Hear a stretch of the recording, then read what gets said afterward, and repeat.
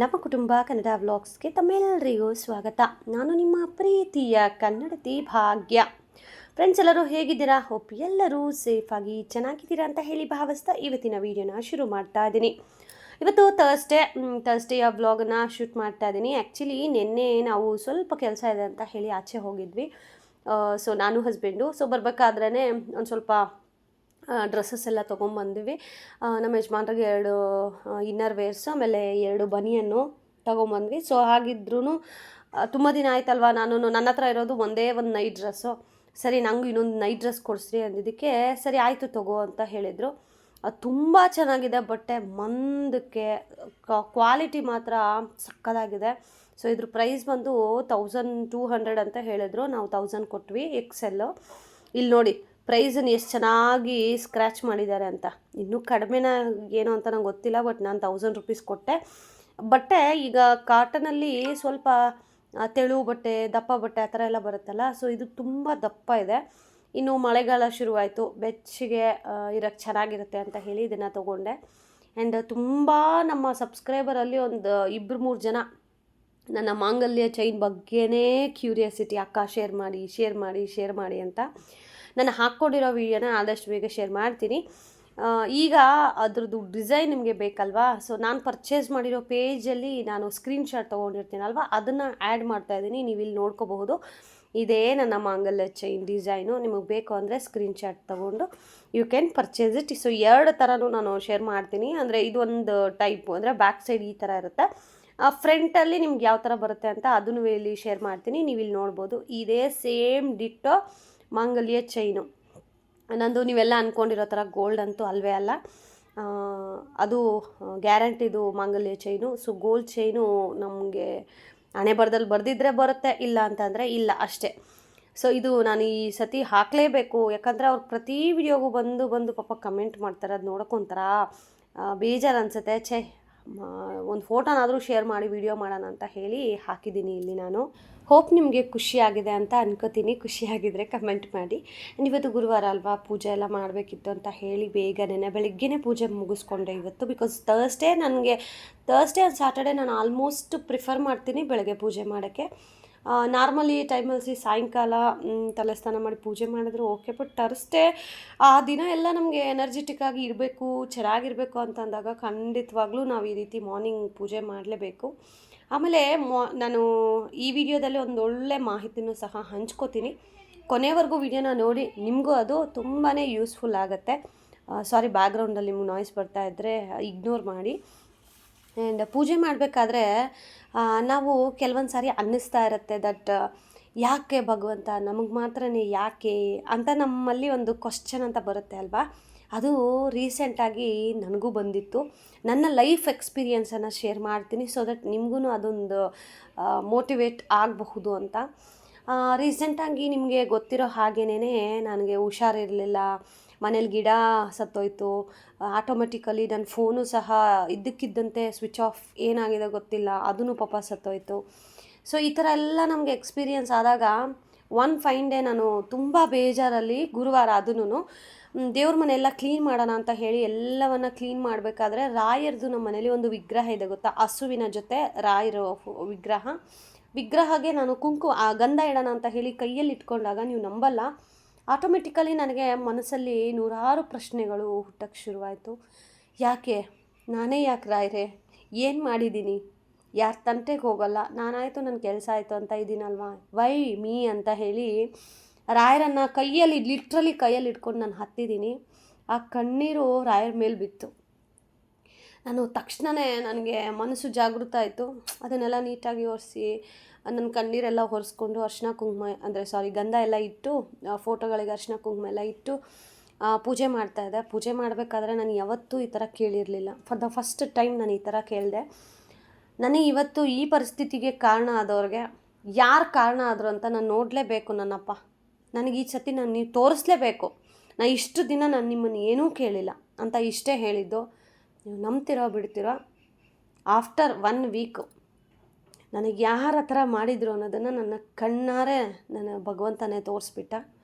ಅದಕ್ಕೇ ಒಬ್ಬರ ಕಣ್ಣೀರು ಸುಮ್ಮನೆ ಹೋಗೋದಿಲ್ಲ. ಆಮೇಲೆ ಸುಮ್ಮನೆ ಅವ್ರ ಪಾಡ್ಗಾಯ್ತು ಅಂತ ಇರ್ತಾರೆ ಗೊತ್ತಾ, ಅವ್ರ ಸುದ್ದಿಗೆ ಹೋಗೋದು, ಅವ್ರ ತಂಟೆಗೆ ಹೋಗೋದು, ಇಲ್ಲದೇ ಇರೋದು ಕೆದಕೋದು, ಹಿಂಗೆಲ್ಲ ಮಾಡ್ತೀರಲ್ವಾ, ಅಂಥವ್ರಿಗೆ ನಾವು ಬಿಟ್ಟರು ನಾವು ಪೂಜೆ ಮಾಡುವಂತಹ ರಾಯರು ಬಿಡೋದಿಲ್ಲ ಅನ್ನೋಕ್ಕೆ ನಾನೇ ಉದಾಹರಣೆ, ನನ್ನ ಜೀವನನೇ ಉದಾಹರಣೆ.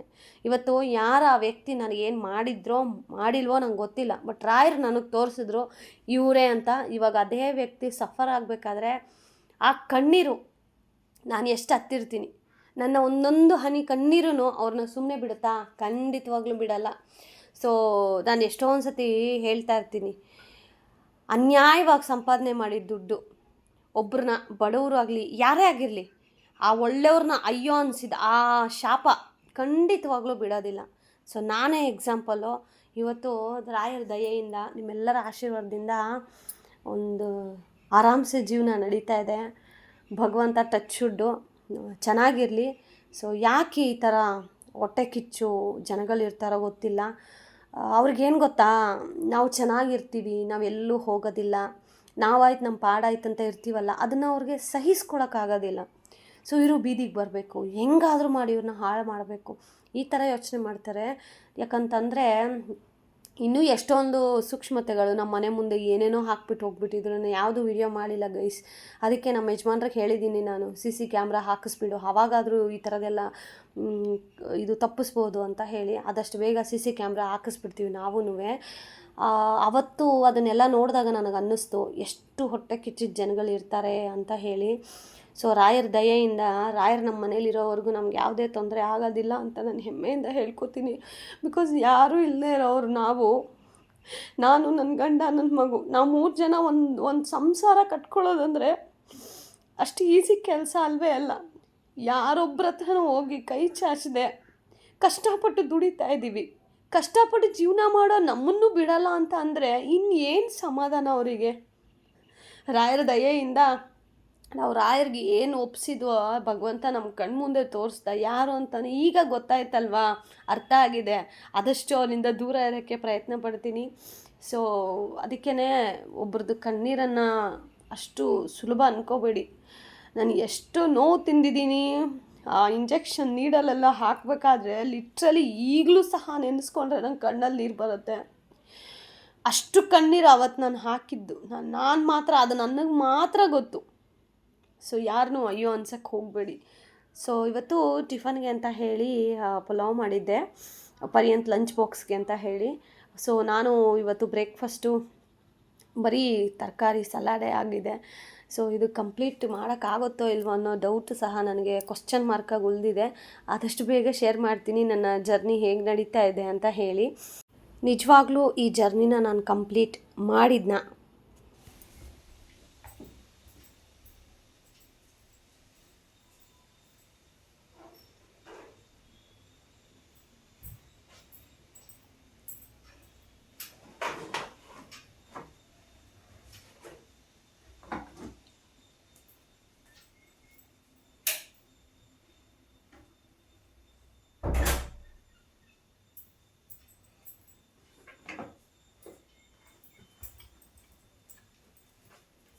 ಸೊ ನಮ್ಮ ಮನೇಲಿ ಹೇಗೆ ಅಂತಂದರೆ, ಮೊಸರು ಬಜ್ಜಿಗೆ ಒಬ್ಬರಿಗೆ ಕ್ಯಾರೆಟ್ ಹಾಕಿದ್ರೆ ಇಷ್ಟ ಆಗಲ್ಲ, ನನ್ನ ಮಗನಿಗೆ ಈರುಳ್ಳಿ ಕೊತ್ತಂಬರಿ ಸೊಪ್ಪು ಹಾಕಿದ್ರೆ ಇಷ್ಟ ಆಗಲ್ಲ.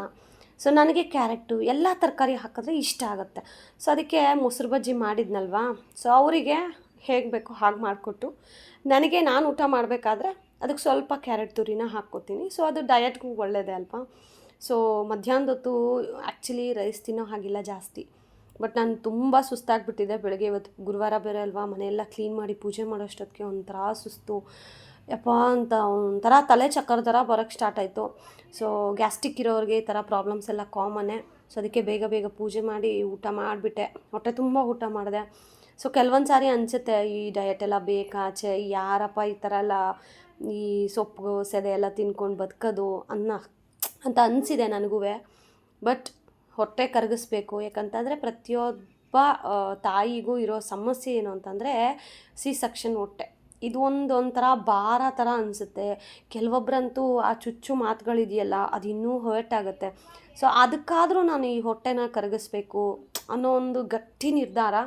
ಬಟ್ ನಾನು ಯಾವಾಗ ಊರಿಗೆ ಹೋದ್ನಲ್ಲ, ಊರಿಗೆ ಹೋಗಿ ಬಂದಮೇಲೆ ನನಗೆ ಡಯಟ್ನ ಕಂಟಿನ್ಯೂ ಮಾಡೋಕ್ಕಾಗ್ತಾಯಿಲ್ಲ. ಬಿಕಾಸ್ ಊರಲ್ಲಿ ಆರಾಮ್ಸೆ ಕೂತ್ಕೊಂಡಿರೋದು, ತಿನ್ನೋದು, ಮಲಗೋದು ಇಷ್ಟೇ ಅಲ್ವಾ ಕೆಲಸ. ಸೊ ಇಲ್ಲಿ ಬಂದು ಸ್ವಲ್ಪ ಎಲ್ಲ ಕೆಲಸ ಮಾಡಬೇಕು ಅಂದಾಗ ಮೈ ಇನ್ನೂ ಅದಕ್ಕೆ ಅಡ್ಜಸ್ಟ್ ಆಗ್ತಾಯಿಲ್ಲ. ಸೊ ನೆಕ್ಸ್ಟ್ ವೀಕಿಂದ ಆ್ಯಕ್ಚುಲಿ ಡಯಟ್ ಮಾಡಿದ್ನ ಇಲ್ವಾ ಅನ್ನೋದನ್ನು ನಾನು ನೆಕ್ಸ್ಟ್ ವೀಡಿಯೋದಲ್ಲಿ, ಅಂದರೆ ಸಾಟರ್ಡೆ ವ್ಲಾಗ್ ರೆಕಾರ್ಡ್ ಮಾಡಿದ್ದೀನಿ. ಸೊ ಸಾಟರ್ಡೆ ವೀಡಿಯೋದಲ್ಲಿ ಶೇರ್ ಮಾಡ್ತೀನಿ. ಆ್ಯಂಡ್ ನೆಕ್ಸ್ಟ್ ಇನ್ನೂ ಪರ್ಯಂತ್ಗೆ ಸ್ಕೂಲ್ಸ್ಗಳು ಆಲ್ರೆಡಿ ಸ್ಟಾರ್ಟ್ ಆಗಿದೆ. ಸೊ ಈ 1 ವೀಕ್ ಅವರಿಗೆ ನಾರ್ಮಲ್ಲಾಗಿ ಕಲರ್ ಡ್ರೆಸ್ಸು, ಮತ್ತು ಈಗ ಅಟ್ ಪ್ರೆಸೆಂಟು ಮಕ್ಕಳಿಗೆ ಬ್ರಿಡ್ಜ್ ಕೋರ್ಸ್ ಅಂತ ಮಾಡ್ತಾರೆ. ಅಂದರೆ ಗ್ರೇಡ್ 1ಅಲ್ಲಿ ಏನು ಕಲ್ತಿದ್ರಲ್ಲ ಅದನ್ನು ರಿವಿಷನ್ ಮಾಡ್ತಾರೆ. ಸೊ ಅದಾದಮೇಲೆ ಒಂದು ಟೆಸ್ಟನ್ನು ಕೊಡ್ತಾರೆ. ಸೊ ದಟ್ ಮಕ್ಕಳಿಗೆ ಯಾರು ಇಂಪ್ರೂವ್ ಇದ್ದಾರೆ, ಯಾರು ಸ್ವಲ್ಪ ಡಲ್ ಇದ್ದಾರೆ ಅಂತ ಗೊತ್ತಾಗುತ್ತೆ. ಸೊ ಅದಾದಮೇಲೆ ಅವ್ರಿಗೆ ಯಾವ ಥರ ಬೇಕೋ ಆ ಥರ ಮಕ್ಕಳಿಗೆ ಎಜುಕೇಷನ್ ಅನ್ನೋದು ಸ್ಟಾರ್ಟ್ ಮಾಡ್ತಾರೆ. ಸೊ ಈ 1 ವೀಕ್ ಅವ್ರಿಗೆ ಆರಾಮ್ಸೆ ಆಟ ಆಡಿಕೊಂಡು ಹೋಗಿ ಬರೋ ಥರ. ಬಟ್ ನನಗಂತೂ ಪರ್ಯಂತ ಸ್ಕೂಲ್ಗೆ ಹೋದಾಗಿಂದ ಮನೇಲಿ ಒಬ್ಬಳೇ ಆಗಿಬಿಟ್ಟೆ ಅನ್ನೋ ಥರ ಬೇಜಾರು. ಸೊ ಮಧ್ಯಾಹ್ನದ ಹೊತ್ತು ನಾನು ಮಲ್ಕೋಬೇಕಾದ್ರೆ ಪಕ್ಕ ನನ್ನ ಮಗ ಯಾವಾಗೂ ಮಲ್ಕೊಳ್ಳೋನಲ್ವಾ. ಆಲ್ಮೋಸ್ಟ್ ಇದು ನನಗೆ ಅಡ್ಜಸ್ಟ್ ಆಗೋಕ್ಕೆ ನನಗೆ ಗೊತ್ತು ಟೈಮ್ ಹಿಡಿಯುತ್ತೆ ಅಂತ. ಒಂದು 1 ಮಂತ್ ಆದರೂ ಬೇಕಾಗುತ್ತೆ ನಾನು ಇದಕ್ಕೆ ಅಡ್ಜಸ್ಟ್ ಆಗೋಕ್ಕೆ. ಸೊ ಸಡನ್ನಾಗಿ ಎದ್ದು ನೋಡ್ತೀನಿ, ಪರಿ ಎಲ್ಲೋದ, ವಾಶ್ರೂಮ್ಗೆ ಹೋದ್ನ ಅಂತ ಎದ್ದು ನೋಡಿರೋದು ಸಹ ಇದೆ. ಅಂದರೆ ತಾಯಿ ಕರಳೆ ಹಾಗೆ ಅಲ್ವಾ. ಸೊ ಮಕ್ಕಳನ್ನ ಅಷ್ಟು ಕೇರ್ ಮಾಡಿ ಬೆಳೆಸ್ತಾ ಇರ್ತೀವಿ. ಸೊ ಅದು ಸ್ವಲ್ಪ ಇನ್ನೂ ಟೈಮ್ ಹಿಡಿಯುತ್ತೆ ನನಗೆ. ಆಮೇಲೆ ನಾನು ಸತಿ ವಿಡಿಯೋ ಹಾಕಿದ್ನಲ್ವಾ, ಫಸ್ಟ್ ಡೇ ಸ್ಕೂಲಲ್ಲಿ ಅತ್ತಾಗ ತುಂಬ ಜನ ಬೇಜಾರು ಪಟ್ಕೊಂಡಿದ್ರಿ. ಸೊ ಮೇ ಬಿ ಅದಕ್ಕೆ ಏನು ಅಂತ ಗೊತ್ತಿಲ್ಲ. ಸೊ ಈ ಸತಿ ನಾನು ಫಸ್ಟ್ ಡೇ ಸ್ಕೂಲ್ದು ನಾನು ವೀಡಿಯೋನೇ ಶೂಟ್ ಮಾಡೋಕ್ಕೆ ಹೋಗಲಿಲ್ಲ. ಬಿಕಾಸ್ ನಾನೇ ತುಂಬ ಎಮೋಷ್ನಲ್ ಆಗಿದ್ದೆ.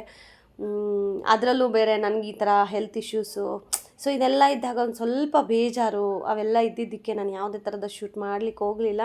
ಬಟ್ ಪರ್ಯಂತನ ನಾವೇ ಕರ್ಕೊಂಡು ಹೋಗಿ ಸ್ಕೂಲಲ್ಲಿ ಅಡ್ಮಿಷನ್ಸ್ ಎಲ್ಲ ಮಾಡಿಸಿ ಅವನ್ನ ಸ್ಕೂಲ್ವರೆಗೂ ಬಿಟ್ಟು, ಅದಾದಮೇಲೆ ಮಗು ಕೂತಿದ್ದ. ಸೊ ಅದನ್ನೆಲ್ಲ ನೋಡಿದಾಗ ಕರಳು ಕಿತ್ತು ಬಂತು. ಅಬ್ವಿಯಸ್ಲಿ ತಾಯಿ ಅಂದಮೇಲೆ ಅವ್ನ ಮುಂದೆ ನಾನು ಎಮೋಷ್ನಲ್ ಆಗಲಿಲ್ಲ. ಬಟ್ ಆಚೆ ಬಂದಮೇಲೆ ಐ ಆಮ್ ಸೋ ಎಮೋಷ್ನಲ್. ನಾನು ಮನೆಯವ್ರಿಗೂ ಕಣ್ಣೀರು ಹಾಕ್ಕೊಂಡೇ ಬಂದೆ. ಸೊ ಮೀನ್ ವೈಲ್ ನಮ್ಮ ಯಜಮಾನ್ರ ಬರ್ಡೇ ಬೇರೆ ಅವತ್ತು. ಸೊ ಅವರಾದರೆ ನನ್ನನ್ನು ನಗಿಸೋ ಪ್ರಯತ್ನದಲ್ಲಿದ್ದರು. ಹೇಗೋ ಫಸ್ಟ್ ಡೇ ಕಂಪ್ಲೀಟ್ ಆಯಿತು. ಬಟ್ ಸ್ಟಿಲ್ ಇನ್ನೂ ಒಂಥರ ಬೇಜಾರು, ಅಯ್ಯೋ ಯಾರೂ ಇಲ್ವೇ ಅಂತ. ಆಲ್ಮೋಸ್ಟ್ ನನ್ನನ್ನು ನಾನು ಬ್ಯುಸಿ ಮಾಡ್ಕೊಳ್ಳೋಕೆ ಟ್ರೈ ಮಾಡ್ತಾಯಿದ್ದೀನಿ. ಸೊ ಆಗ ಈ ಥರ ಸ್ವಲ್ಪ ಯೋಚನೆ ಕಡಿಮೆ ಆಗುತ್ತೆ ಅಂತ ಅಷ್ಟೇನೆ. ಆ್ಯಂಡ್ ಇವತ್ತಿನ ನೈಟ್ ಡ್ರೆಸ್ ಹೇಗಿದೆ ಕಮೆಂಟ್ ಮಾಡಿ. ಆ್ಯಂಡ್ ಯಾಕೆ ನಾನು ನೈಟ್ ಡ್ರೆಸ್ ಜಾಸ್ತಿ ಹಾಕಲ್ಲ ಗೊತ್ತಾ, ನಾವಿರೋದು ಹಳ್ಳೀಲಿ.